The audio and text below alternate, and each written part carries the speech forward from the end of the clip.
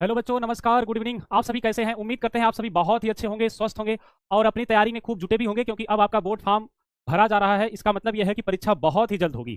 तो आप अपने तैयारी में बिल्कुल जुटे रहिए। और उसी क्रम में हम आज प्रीवियस ईयर 2022 का संपूर्ण हल लेकर के आए हैं।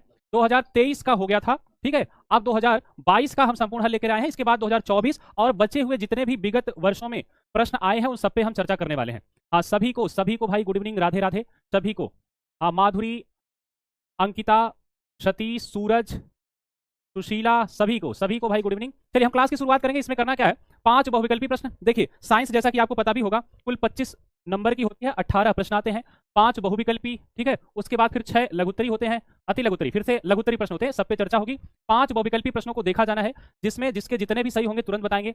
दूसरी चीज ये है कि जो आपका ये सीरीज चल रही है प्रीवियस ईयर की, ये बहुत इंपॉर्टेंट है आपके एग्जाम के लिए। ये सीरीज जैसे ही खत्म होगी, ठीक उसके बाद हम लेके आएंगे सारे एक साथ एक संकलन लेके आएंगे, जिसमें सारे बहुविकल्पी प्रश्न सम्मिलित हो जाएंगे।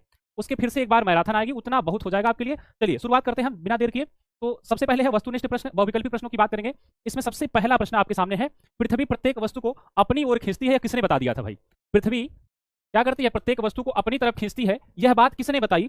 यह बात किसने बताई, ये आपसे पूछा गया है। तो पहला पहला जो ऑप्शन है वो है अल्बर्ट आइंस्टीन, दूसरा है सीवी रमन, तीसरा है आइजैक न्यूटन ने, और चौथा ऑप्शन है आपका एशन बोस ने। तो किसने बताया? जल्दी उत्तर दे दीजिए, जल्दी उत्तर दे दीजिए भाई। किसने बताया था? न्यूटन ने। ऑप्शन नंबर सी सही हो जाएगा, न्यूटन ने बताया था। अब देखिए एक कहानी है, फिर कैसे पता लगा था ये गुरुत्वाकर्षण बल पृथ्वी में होता है, ये न्यूटन ने पता लगाया। कैसे? एक सेब के पेड़ के नीचे थे और सेब गिर गया था, वहीं से इसकी खोज कर दिए थे सर आइजैक न्यूटन। तो इसका उत्तर कौन सा हो जाएगा? सी वाला। अगला सवाल है, कुम्हार के चाक की गति, जो कुम्हार के चाक की गति है वो कैसी होती है? अब पहला ऑप्शन है आपका घूर्णन गति, दूसरा है सरल रेखीय गति, फिर है आपका वृत्तीय गति या फिर दोलन गति। इन चारों में से कौन सी गति होती है कुम्हार के चाक की? जो कुम्हार के चाक होते हैं जिससे वो टुक्कड़ वगैरह बनाते हैं ना, मिट्टी के बर्तन बनाए जाते हैं, उनकी गति कौन सी होती है, ये आपसे पूछा गया है। चारों ऑप्शन आपके पास है, जल्दी बता दीजिए। सभी का ए ऑप्शन बिल्कुल ठीक है। इसका उत्तर कौन सा हो जाएगा? इसका उत्तर हो जाएगा ए। कौन सा उत्तर हो जाएगा भाई? ए वाला इसका उत्तर हो जाएगा। चलिए ए वाला इसका उत्तर हो जाएगा। ए वाला इसका उत्तर हो जाएगा घूर्णन गति। देखिए घूर्णन गति कौन किस में होती है? लट्टू की गति। अगर हम बात करें लट्टू, तो लट्टू की जो गति होती है घूर्णन गति होती है। पृथ्वी का अपने धुरी पर घूमना, ये भी घूर्णन गति के अंतर्गत आता है, ठीक है। तो जो अपने धुरी पर घूमे, अपने ही धुरी पर ऐसे ऐसे अगर घूम रहा है, तो इसमें घूर्णन गति है। आपके कमरे में जो ऊपर से एक फैन लगा होगा, उसमें भी कैसी गति है? घूर्णीय गति है, घूर्णन गति है, ठीक है। अब सरल रेखीय गति कौन सी होगी? सरल रेखीय गति, अगर हम इसकी बात करें सरल रेखीय गति की, तो देखिए सरल रेखीय गति का मतलब होता है एक सीधी रेखा में गति। ये सभी सरल रेखीय गति के अंतर्गत आते हैं। जैसे सड़क पर चलती हुई कार, वो सरल रेखीय गति है, ठीक है। उसके अलावा वृत्तीय गति, जब किसी भी बिंदु के सापेक्ष गति होगी, या हम कह सकते हैं किसी वृत्ताकार पथ पर अगर गति होगी, तो फिर क्या हो जाएगा? ये वृत्तीय गति के अंतर्गत आता है। दोलनीय गति क्या होती है? एक समान समय में क्या हो, एक बिंदु के सापेक्ष इधर उधर की जो गति है, इसे हम दोलनीय गति के नाम से जानते हैं। तो चारों ऑप्शन आपको बता दिया गया है। घूर्णन गति क्या है? जब गति अपनी धुरी पर, कोई भी वस्तु अपनी धुरी पर गति करेगा तो घूर्णन गति होगा। अगर कोई वस्तु एक वृत्ताकार पथ पर गति करे तो उसके अंतर्गत वृत्तीय गति होगी। इसके अलावा दोलनीय गति क्या है? जब किसी बिंदु के, या कह सकते हैं कि साम्य स्थिति के इधर उधर की जो गति है, उसे हम क्या कहते हैं? दोलनीय गति। चलिए अगले सवाल के साथ, अगला सवाल है आपका, सामान्यतः वृक्ष की लंबाई कितनी होती है, ये पूछा गया है। सामान्यतः वृक्ष की जो लंबाई है वो कितनी होती है, आपसे पूछा गया। पहला ऑप्शन इसमें है ये 0.5 मीटर से 1 मीटर तक, या फिर कह सकते हैं 1 मीटर से 3 मीटर, या 3 मीटर से 30 मीटर, 30 मीटर से अधिक। इसमें से कौन सा उत्तर ठीक हो जाएगा, ये आप हमें बता दीजिए। चलिए बताइए इसमें से कौन सा उत्तर ठीक हो जाएगा।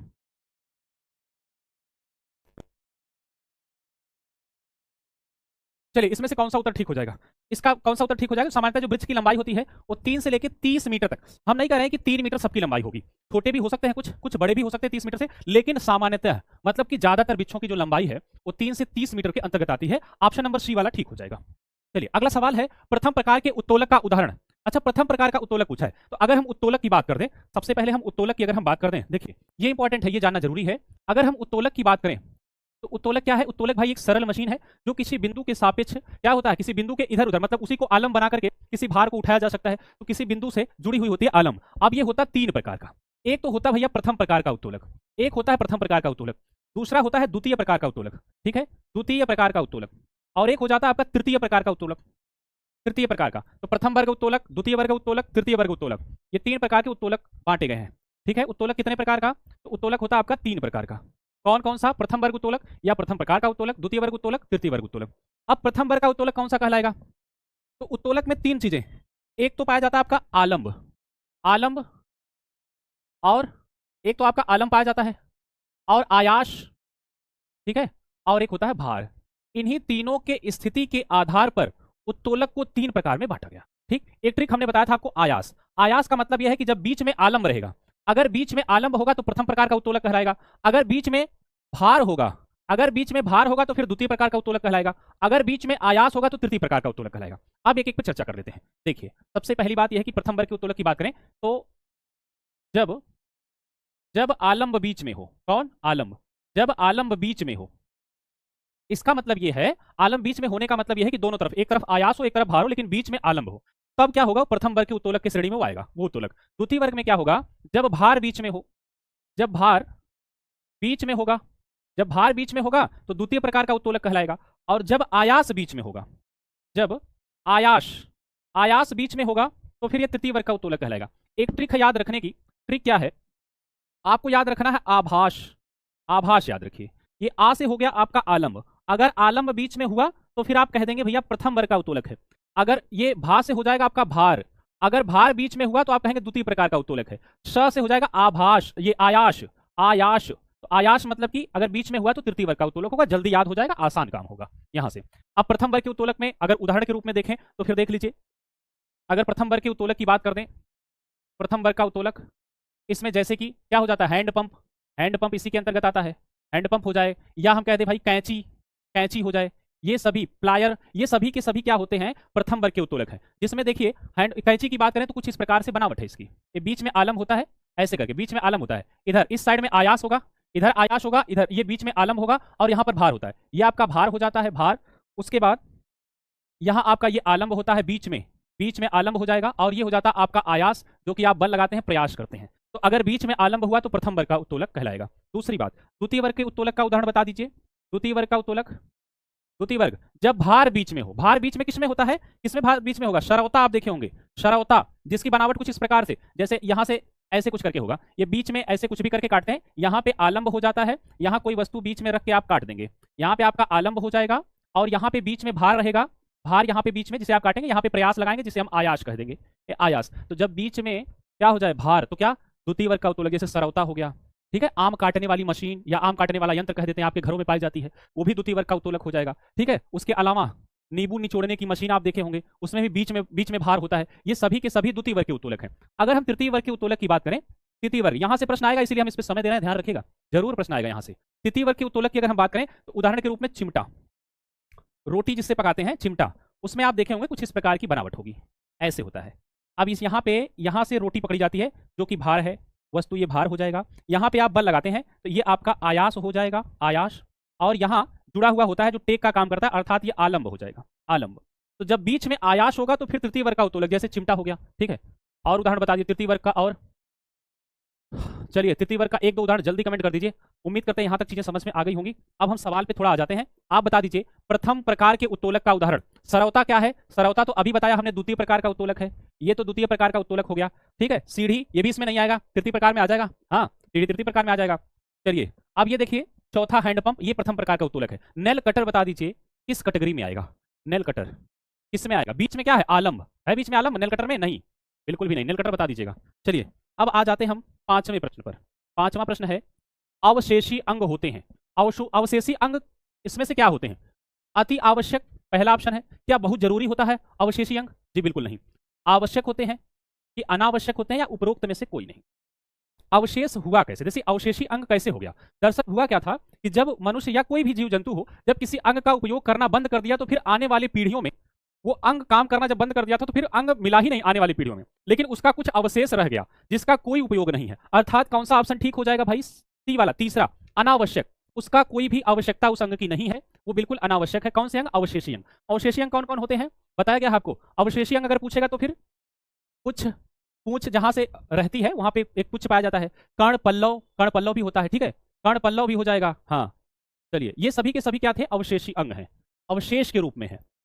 पांच में से कितने सही हो गए बिना पूछे बता दीजिए, अगर पांच में से चार सही है तो अपने स्थान पे खड़े होकर के कान पकड़ लीजिए, अगर शैलेश क्लासेस में पढ़े हैं तो सारी चीजें पढ़ाई गई हैं, कुछ भी ऐसा इसमें नहीं था जो नहीं पढ़ाया गया था, सब बताया गया था, सब पे बहुत डिटेल चर्चा हुई थी, क्या आप भूल तो नहीं गए हैं। चलिए उसी के लिए तो आए हैं कि अगर आप भूले भी होंगे तो हम दोबारा से सब याद दिला देंगे सब। अगले पे आ जाएंगे, अगला सवाल है आपका जिसमें अब है अति लघुत्तरी प्रश्न। ठीक है, अति लघु उत्तरीय प्रश्न एक एक लाइन में उत्तर देना होता है, लेकिन बड़े सटीकता से उत्तर देना चाहिए। इसका भी 5 में से 5 बहुत लोगों का सही है। बहुत अच्छा, बहुत शुभकामनाएं आपको। ऐसे ही सही भी करिएगा आगे चल के। 25 में 25 आना चाहिए साइंस में, बिल्कुल। आशीर्वाद दे दीजिए नितिन गुप्ता। आशीर्वाद सभी को भाई, सभी को बिल्कुल आशीर्वाद रहता है, उसमें कोई दिक्कत नहीं है। मांगने से आशीर्वाद कैसे हो, तो हमेशा आशीर्वाद आपके लिए रहेगा। क्या चीज भाई, अमीबा, अच्छा इसका उत्तर देना है, ठीक है। तालाब के एक बूंद पानी में सूक्ष्मदर्शी से देखे जाने वाले किन्हीं 4 सूक्ष्म जीवों के नाम। देखिए, केवल सूक्ष्म जीवों के नाम पूछा गया है, क्या होगा बता दीजिए। सूक्ष्म जीवों के नाम, किन्हीं 4 सूक्ष्म जीवों के नाम बताना है, बता दीजिए क्या होगा, किन्हीं 4 सूक्ष्म जीवों के नाम। हाँ, बैक्टीरिया हो जाएंगे, शैवाल, कवक, प्रोटोजोआ, ये सभी के सभी हो जाएंगे, ठीक है, सभी के सभी हो जाएंगे। चलिए देखिए, तालाब के एक बूंद पानी में सूक्ष्मदर्शी से देखे जाने वाले किन्हीं 4, तो पहला एक आप कवक, बैक्टीरिया, शैवाल, प्रोटोजोआ, ये सभी के सभी सिर्फ सूक्ष्मदर्शी से ही देखे जा सकते हैं, बहुत सूक्ष्म जीव कहलाते हैं, ठीक है, बहुत सूक्ष्म जीव होते हैं। चलिए अगले सवाल पे आ जाएंगे। अगला सवाल है, सभी हरे पेड़ पौधे स्वपोषी क्यों कहलाते हैं।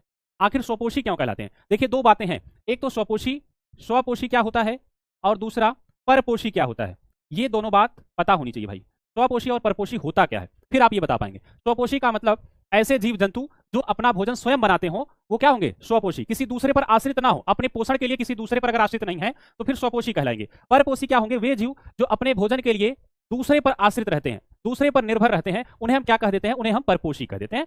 यही बात इसमें लिखनी थी। तो अगर स्वपोषी की बात करें, लेकिन इसने कहा कि सभी हरे पेड़ पौधे स्वपोषी क्यों कहलाते हैं, इसलिए नहीं पूछा कि स्वपोषी परपोषी क्या होता है। पूछा यह गया है कि क्यों हरे पेड़ पौधे स्वपोषी कहलाते हैं, तो इसलिए कहलाते हैं क्योंकि अपना भोजन स्वयं बनाते हैं और ये अपने भोजन, अपने पोषण के लिए दूसरे पर आश्रित नहीं रहते हैं। चलिए, तो इसमें आप लिख देंगे, हरे पेड़ पौधे, हरे पेड़, हरे पेड़ पौधे अपना भोजन स्वयं बनाते हैं, अपना भोजन स्वयं बनाते हैं, इसीलिए, इसीलिए इन्हें स्वपोषी कहते हैं। क्या कहते हैं, स्वपोषी, स्वपोषी कहते हैं। चलिए, यहाँ तक चीज़ें बहुत कंफर्म होंगी, सारी बातें पढ़ाई में, क्योंकि वो डेली बाजार से सब्जी लेने नहीं जाते झोला लेकर। ऑल इंडिया नहीं लिखा है, अब नाम कुछ भी होगा, ऑल इंडिया से आईडीन की है, बहुत बढ़िया। झोला लेके सब्जी नहीं लेने जाते इसीलिए। चलिए, इसमें भी वही बात लिखी गई है, ऐसे जीव जो अपना भोजन स्वयं बनाते हैं वो क्या कहलाएंगे, स्वपोषी कहलाते हैं, और ऐसे जीव जो स्वयं अपना भोजन नहीं बना पाते हैं, परपोषी। ठीक है, अतः सारे हरे पेड़ पौधे जो सूर्य के प्रकाश की उपस्थिति में प्रकाश संश्लेषण द्वारा अपना भोजन स्वयं बनाते हैं, इसीलिए वो क्या कहलाएंगे, स्वपोषी कहलाएंगे। ठीक है, स्वपोषी। अगला प्रश्न है, अगला प्रश्न, कैरामेल क्या है, इसका उपयोग क्या है। ठीक है, कैरामेल क्या होता है, इसका उपयोग क्या है, ये आपको बताना है। ठीक है, चलिए, कैरामेल क्या होता है और इसका उपयोग क्या है। तो कैरामेल क्या है भाई, आज परीक्षा बी पर क्या लिखे हैं भाई। हाँ, चलिए, परीक्षा अभी, अभी उसकी कोई डेट नहीं है भाई परीक्षा की, जब भी डेट आएगी आपको सबसे पहले बता दिया जाएगा, कोई दिक्कत नहीं। देखिए, बहुत ज़्यादा किसी चीज़ को लेके इतना फ्रस्ट्रेट मत हुआ करिए कि परीक्षा कब होगी, कैसे होगी। आखिर सबसे पहले तो ये देखिए आपकी तैयारी कितनी है, आप तैयार कितने हैं उस चीज़ के लिए। तो पहले तो अपनी तैयारी पूरी करिए, जब तैयारी पूरी होगी तो एग्जाम होगा ही। एग्जाम हो रहा है, माना कि एग्जाम लेट हो रहे हैं, ठीक है, लेकिन अब जो भी है, जो अपने हाथ में वो आप कर सकते हैं, तैयारी करना आपके हाथ में, आप तैयारी अच्छे से करिए, कोई दिक्कत नहीं है। ठीक है, कैरामेल क्या होता है, एक प्रकार का मीठा पदार्थ होता है। मीठे पदार्थ जितने भी हैं उन सबको बनाने में इसका उपयोग किया जाता है। तो कैरामेल क्या हो गया, एक प्रकार का मीठा पदार्थ है जो चीनी को गर्म करके बनाया जाता है। इसे आमतौर पर मिठाइयों में, ठीक है, डस्टर, चॉकलेट जितने भी हैं ये सब में, डेयरी मिल्क वगैरह सब में क्या होता है, ये उपयोग किया जाता है। चलिए, अगला सवाल है, रात में तारे क्यों टिमटिमाते हैं, इसका रीजन क्या है भाई। रात में तारों का टिमटिमाना, दिन में आखिर क्यों नहीं टिमटिमाते, ये इसका क्या कारण है कि ये रात में टिमटिमाते हैं। भूरी चीनी कहते हैं, अच्छा ठीक है, चीनी को ही गर्म करके बनाते हैं। देखिए, जो तारे होते हैं, होता क्या है, रोशनी जो होगी वो पृथ्वी के वातावरण में जब प्रवेश करती है तो वह विभिन्न तापमान और घनत्व से वायु की परतों से गुजरती है। ठीक है, इन वायु की जो परतें होती हैं, विभिन्न प्रकार की हलचलें, परिवर्तन होते हैं इसमें, जिससे तारे के रोशनी का पथ बार बार बदलता रहता है। परिणाम स्वरूप क्या होता है, तारे की जो रोशनी कभी तेज और कभी धीमी होती रहती है, जिससे क्या होगा, जिससे हम तारे का टिमटिमाना प्रतीत होता है। ऐसा नहीं होता वास्तव में, जुगनू की तरह ऐसा थोड़ी कि तारे एक बार जलते एक बार बुझते हैं, ऐसा कोई, ऐसी कोई घटना नहीं है। होता क्या है, इसमें एक तो अपवर्तन की भी घटना है, अपवर्तन की बिल्कुल घटना होती है, अगर सीधी बात करें तो अपवर्तन की घटना है।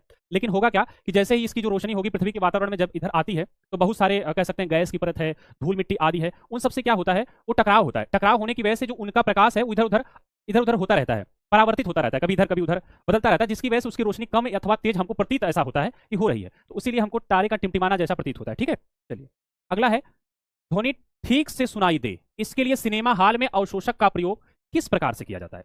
पूछा गया है, जो सिनेमा हॉल होते हैं आप देखे होंगे कि उसके चारों तरफ शोषक, कुछ शोषक पदार्थ लगाए जाते हैं जो ध्वनि को सोखते हैं। अवशोषक पदार्थ होते हैं जो ध्वनि को सोखते रहते हैं, कुछ ऐसे भी होते हैं।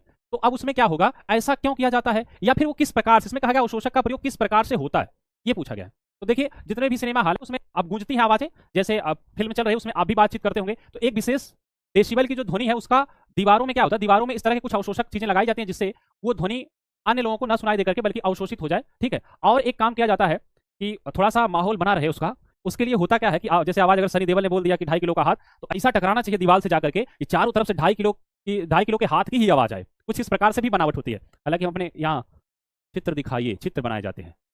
चलिए ठीक है, वही बात इसमें दिया गया। देखिए सिनेमा हॉल के जो ध्वनि अवशोषक के लिए कुछ सामग्रियां हैं उनके बारे में दिया गया है। ठीक है, अन्य तकनीकी का भी उपयोग किया जाता है, ध्वनि की गुणवत्ता बेहतर भी बनाया जा सके, इसके लिए प्रतिध्वनि को रोका जा सके, प्रतिध्वनि इको को रोका जाता है।